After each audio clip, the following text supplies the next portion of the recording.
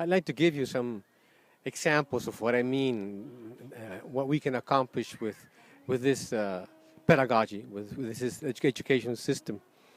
Uh, I wasn't able to give all I want and all I could to my son. I have a 5-year-old son, but I did give him something. And the way I dealt with him, the way I answered his questions, the way I treated him. And for example, when he was 3 years old, I hadn't seen him for about 5 days because I was working. When I finally went back to the house, I saw him, and he ran to me, and I said to him, "How are you, my life?" And then he said to me, he suddenly stopped and he says, "Dad, why do you call me that way?" Very serious. So it took me aback a little bit, and I said, "Well, because you are my life."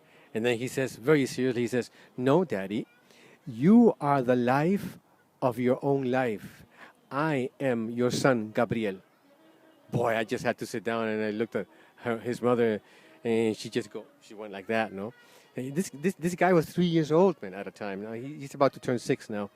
So there I realized that kids, we totally underestimate them. This child had gone through a tremendous amount of abstraction processes to be able to speak that way. And not only that, his abstraction processes that do not happen in the brain. Abstraction happens in the human mind only.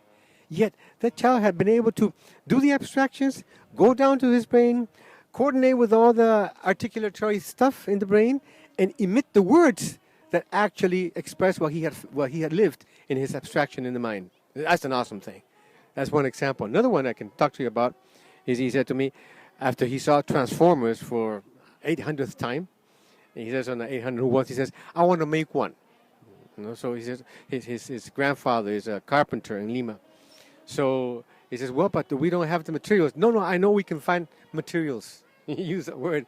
So he went to his grandfather's workshop, and he started choosing this and this and this and that.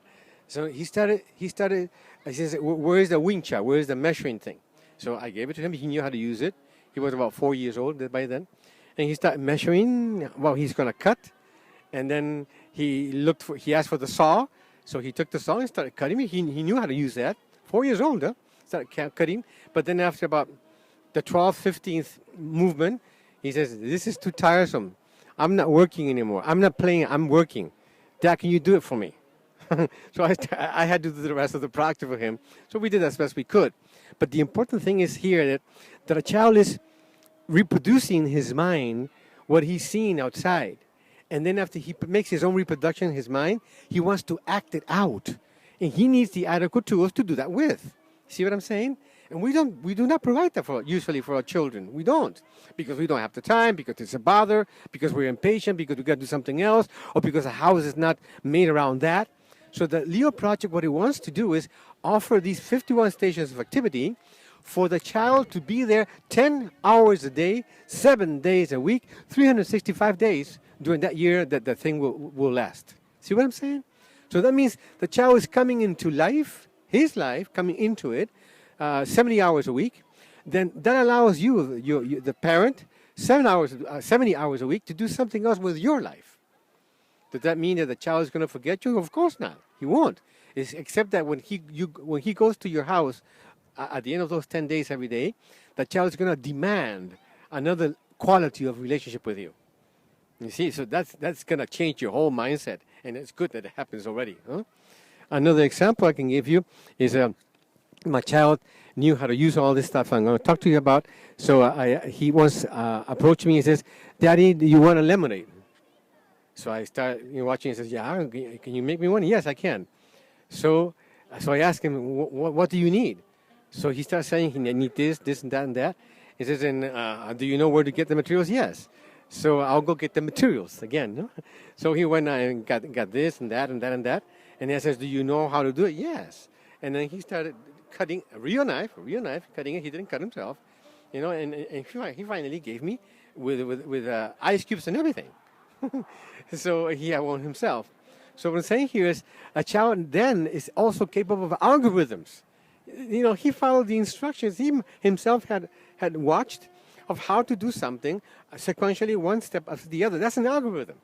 So if you look at it from that point of view, the child is already learning about algorithms by doing instructions from his own brain on his own muscles. So that's cool. So what we want to do here, you see, during this year, is for the child to have this access to these 51 stations of activity that will allow him the following things. He can build the circuitry behind gross psychomotorness, the circuitry behind postural psychomotorness, the circuitry behind fine psychomotorness, the circuitry behind chiromagic. What I mean by chiromagic psychomotorness is like a child gets something, he says, Dad, you are this transformer and I am Iron Man. So when you go, that's chiro, the hand, magic. You're doing magic. You're doing symbolizing something with your hand. That's a very important and awesome step in the wiring of the brain. That can't happen without the wiring of the brain. You see what I'm saying? Okay, so you got the circuitry behind psychomotorness and chiromagic psychomotorness, and then you go into the circuitry behind graphomotor psychomotorness. That means you collapse the three planes of space into two, and you turn everything into paper.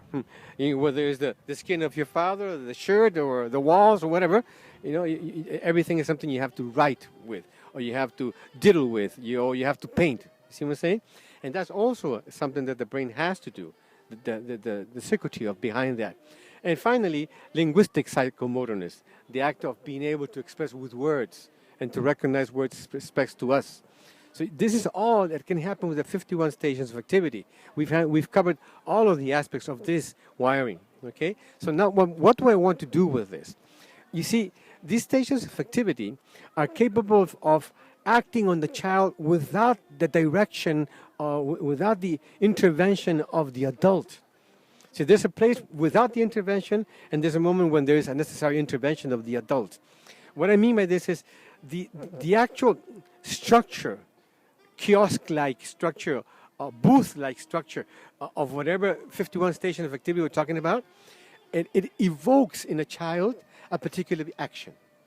You see, so the station evokes in the child, in the brain, a particular action. It is evoked. And there are moments that the brain needs that kind of evocation. But when it is not produced because it isn't given, then it's a revoked action. When there is no evoke, it is a revoke. Okay? That's natural.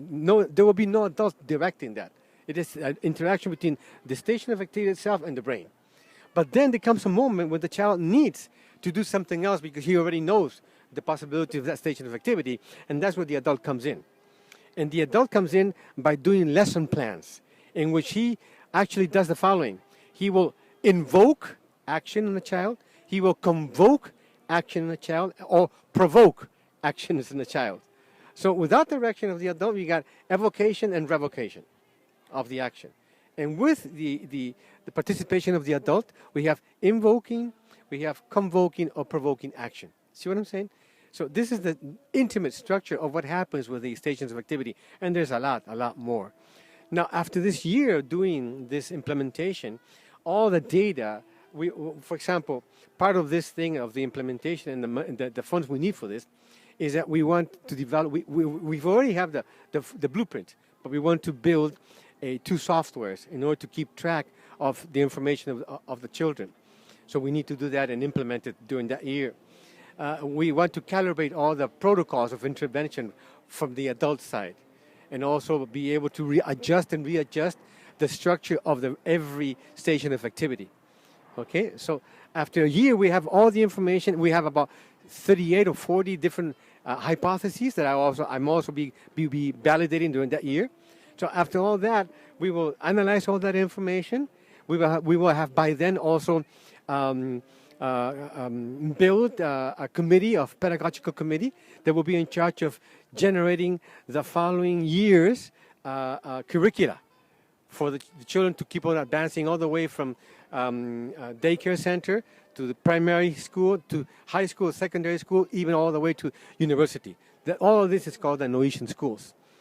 So with your support, we can do this, and the beginning of this is going to be the Project L.E.O.